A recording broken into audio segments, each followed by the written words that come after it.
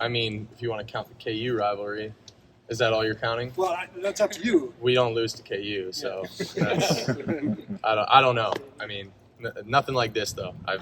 This is definitely the biggest rivalry game I've ever played in. So, what feels different in the building this week than other rivalry games you've been a part of during the week preparing? I don't know if there's one thing I could say. I think for me, it hasn't really been this week. It's really been all year. Just feeling how much this rivalry means and how deep it runs and how deep it cuts. I mean, you look around the building and see the countdown clocks, and from the moment I got here, it was different. It was like you don't wear blue in the building. You don't all these, you don't say the M word, like all this stuff. It was just, I was like, okay, this is different, man. Like it's not really a rivalry. It's more of like a way of life. You have a memory of so many of the seniors say that they're coming back to win this game. Does that kind of talk about this being a way of life? When a group like that comes back saying they want to win this game, does that amplify that a little more, you think? Absolutely. And that's like what I said in my press conference on Saturday, man. I want to get this done for them because I haven't been a part of it for that long. I've only been here a year. So I only know what I know. And what I do know is that I love my brothers. And they came back and they wanted this. They felt the hurt the last couple of years. Coach Day's felt it. Coach Day took a chance on me.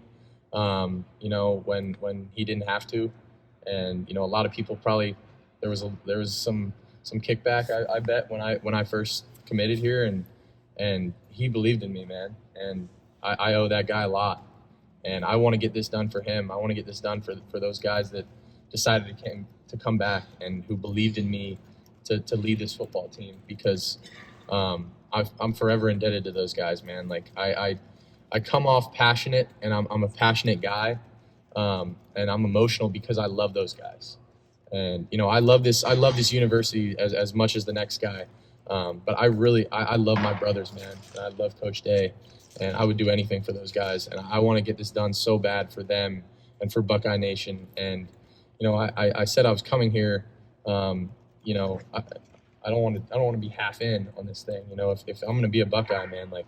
This is a big part of being a Buckeye, and this game means everything.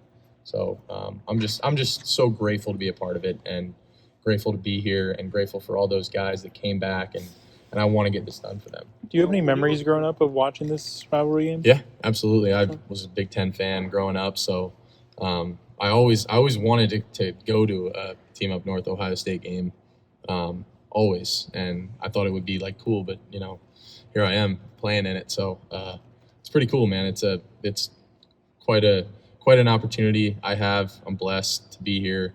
I don't take it lightly, man. I'm excited. Will, you mentioned there being some pushback when Ryan Day took a chance on you. I think you've exceeded a lot of the people's expectations. Did you exceed your own expectations, or is this what you always believed you would do here?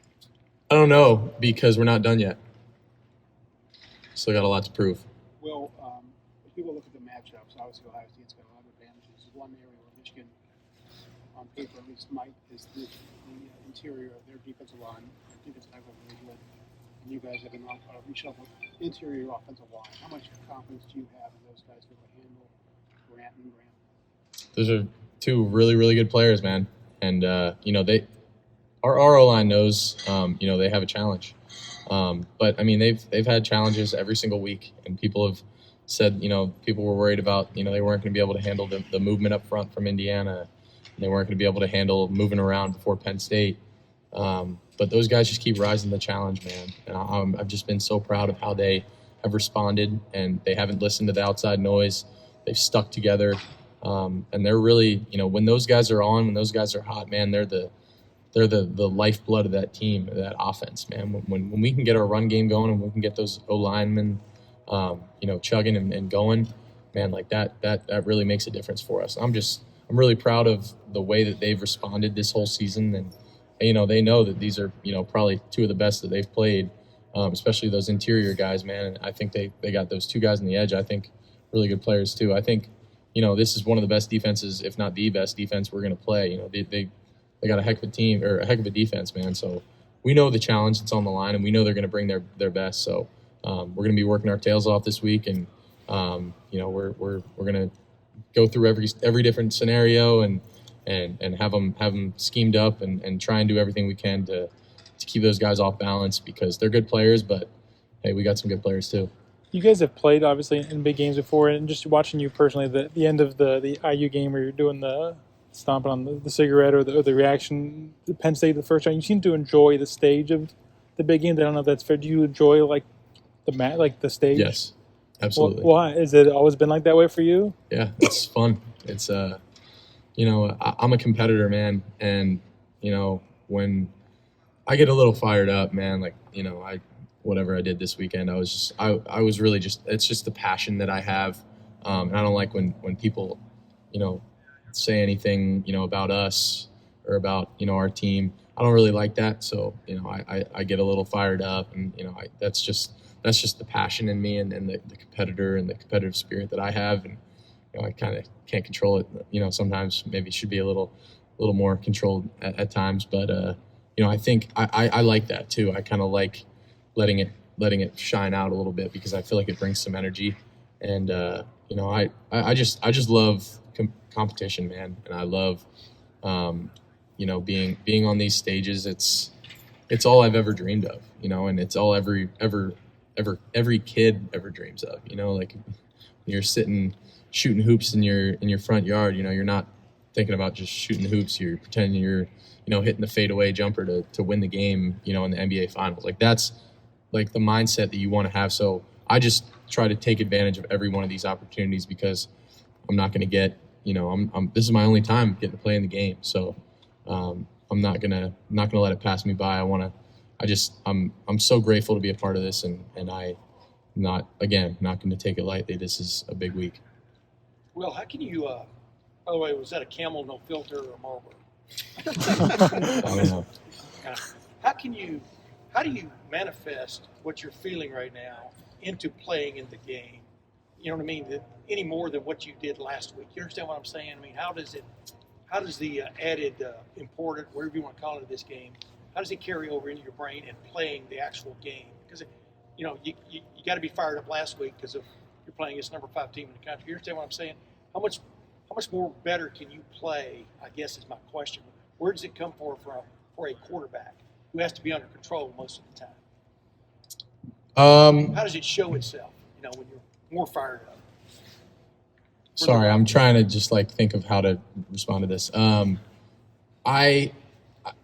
playing in a game like this is the biggest game of our season, and this is the game we talk about all year. So if there needs to be any extra motivation, I think there's a problem going on. I don't think we need that. I think we have enough motivation every single week, and obviously being a top 5 matchup last week, but this is why you come to Ohio State, man, is to play the team up north in the game. And it's one of the most historic tradition-based rivalries in sports. So I think it's going to be not going to be too hard to get any motivation for this one. We're going to be fired up.